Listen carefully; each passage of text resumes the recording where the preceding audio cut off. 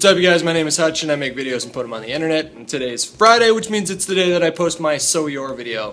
Last week, Liz and I were feeling a little sick. Couldn't really get to it, but feel fine this week. Here we go. Before we get to that, I want to talk about which movies are coming out, and the only movie that I'm aware of is Gangster Squad, that movie with Sean Penn and the Goz, Ryan Gosling, and the guy from the Goonies, and I can't remember his name, but that movie looks awesome, and it reviewed horribly, apparently, but I don't care. I'm gonna go see it. You know what else reviewed horribly? It was Lawless, and that ended up being pretty good, like good popcorn movie. So, fuck the critics, and fuck you guys. Ow! Alright, I don't have a lot of time this week, so let's fucking get to it. First question comes from Brad Akins, who says, so you're graduating and you and your best friend are going separate ways. Okay, this is a really common question. I see it week after week, and I don't know why I avoid it. It's a totally reasonable question, but I'll talk about it this week. I think you'll learn that in high school that for the most part, this was my experience. Everyone's experience is different, and I don't know what everyone else's experience is like. But what I discovered after high school was that your friends in high school are meaningful friendships, and they help shape you into being who you are and what you will become. Those are definitely formative relationships that you have during that time. But friendships in high school are friendships of convenience. You're all forced to be there at the same time, and you'll discover that once you get out there, beyond the walls of high school, you'll start to understand that when you become more of an adult, you start to pick who you want in your life, and then those people start to change you. And so, I mean, life is just, it's an ongoing metamorphosis. People are changing all the time, but I would say if you're concerned about you and your friends losing contact, it's not impossible to stay friends with people after high school. It's not. Email, Skype, FaceTime, they make it so easy for you guys. So if you guys want to keep your friends, just put the effort in and keep your friends. Boom. It's really easy. No one has an excuse. And if the friendship's not that important to you, then let it kind of fall to the wayside and form new friendships. But either way, I think you're about to enter the most exciting time of your life, and I wouldn't even trip on that right now. Just really try to enjoy college. Doesn't last. Does not last forever. The next question comes from Tony Murillo, who says, so you're too nice to people along the lines of codependency and they walk all over you. In order to address this question, I need to address what codependency is for people in the comments that may not understand. Codependency is commonly it's commonly tied to alcoholism. Usually if there's a relationship, there's an alcoholic or an addict, and then there's a codependent, someone that enables them. And what it basically means, and it's not just limited to just alcoholism, it's just, their addiction or alcoholism doesn't even need to be present in order for codependency to be present. The idea basically means is you don't know where you stop and the other person begins. You stop prioritizing your own life and you stop taking care of yourself, and you do it thinking that you're making this big sacrifice for the other person when really you're just becoming sick. I don't think there's a short answer for how to stop being codependent. I think I've been codependent before. I think I've had codependent girlfriends before, so I've seen both sides of it. I think it does. Codependency for some people is something that you sort of grow out of, and for other people they need to actually actively address it. And one way that you could is with a book called Codependent No More by Beatrice Moody, I believe. But I read that book even when I wasn't even a codependent, just because I was curious about how that sort of person works, and it gave me some pretty valuable insight at the time, and it helps me identify in my own head, like even in my own marriage, sometimes I have to stop myself and say, like, do I really need to care about this much? Like, I have to stop and ask myself those kind of questions, and I think you might grow out of it if you're young, and if you're a little bit older, then there's nothing wrong with just buying a book and reading about how to address it on your own in your own life, or see a therapist.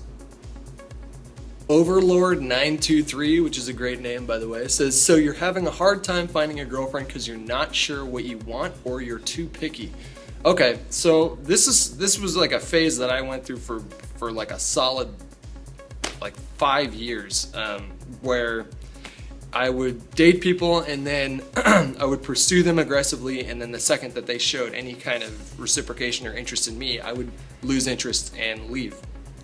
A lot of the times I would just call them on the phone, I can't do this anymore, I'm sorry, because I'm a coward like that sometimes. But I've been through something like this, and I think when you're young, I think the mistake that I made, I don't know if I necessarily wish I could go back and take it back, but I think that the mistake that I made was I had this attitude of dating when I was younger where every person that I saw was like a potential wife in my head, if that makes any sense. It was really hard for me to take anything casually. So the second that I saw anything in someone that didn't quite sit right with me, if I just met him, then I would just kind of take off after that. And I think I probably missed out on hanging out with some and getting to know better some really awesome people.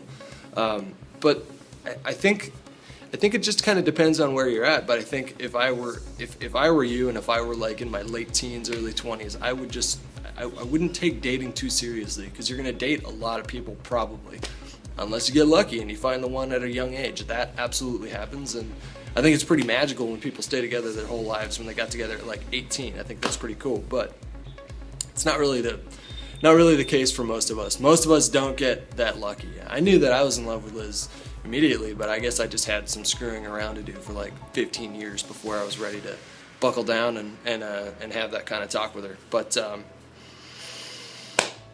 I don't know if that answered the question. I hope it did.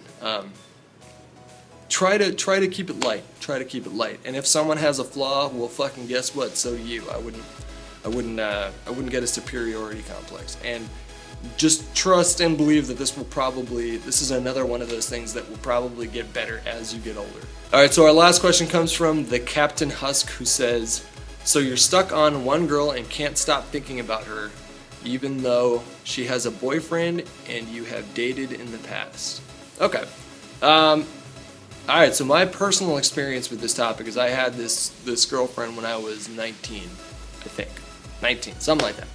And for the first like 6 months, it was maybe the happiest I've ever been in my life, and then it took this really drastic turn, and it ended up being this really toxic, sick, and awful relationship. And towards the end, I started getting in this pattern where I would break up with her, get back together with her not even 3 weeks, a week later, break up with her, get back together with her, break up with her, get back together with her. And the way that I broke up with her was just really, really awful. It's a long story, but it was not my finest moment. I was a total prick. And I carried that with me for, like, after we broke up, I would think about that often, how ashamed I was of how I was acting. So maybe once a year, once every couple years, I would hit her up and try to apologize and explain that I'm trying to be a different person, and et cetera, et cetera, et cetera. And inevitably, because she was such a beautiful and cool girl, I would always try and hit on her when I was reaching out to her. So my button at the end of, hey, listen, I'm really sorry about our relationship and the fact that I wasn't the best boyfriend. It was a really bad time in my life, and just want you to know that. Hey, by the way, what are you doing? Do you want to go grab a coffee or watch a movie? Like, it was usually something like that, and I found myself having what some refer to as euphoric recall, when you look back on a time in your life and you remember it being just amazing, when in reality at the time it was not amazing. And so I got hung up on this girl for a good two to 4 years. I constantly thought of her as the one that got away, and if only I had been a better person and a better boyfriend, I wouldn't have let her go. And really all it took from her was just, she was kind of savage. Like, I can be charming in my own right, and she did a good job of just really laying down the law and having boundaries. And just every time I proposed the idea of meeting up and hanging out, she would just immediately veto it, like, nope, nope, nope. So I think this sort of question helps when you have an ex-girlfriend who's really firm, like, nope, we are not dating, and that's that.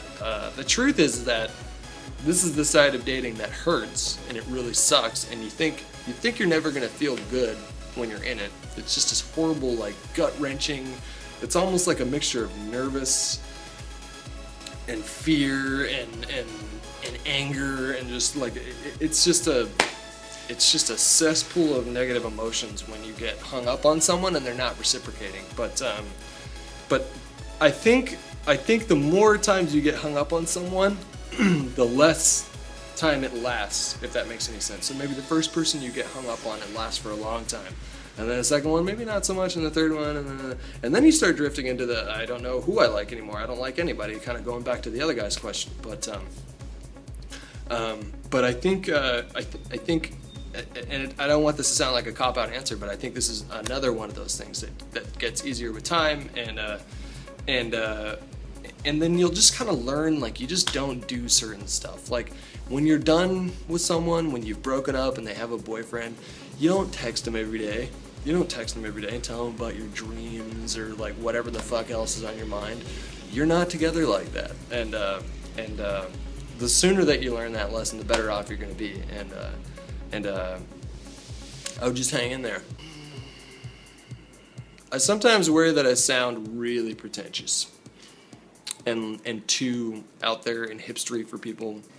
No, I don't give a shit. That's your video for today, guys. Hope you have a wonderful and safe weekend. I'm planning on having a great weekend. My sister's coming into town tonight, and she's staying the entire weekend with me and Liz. And I don't know if I've ever done that in my adult life with Brandy, but that should be fun. Anyways, hope you guys are doing good, and I'll talk to you later. Bye.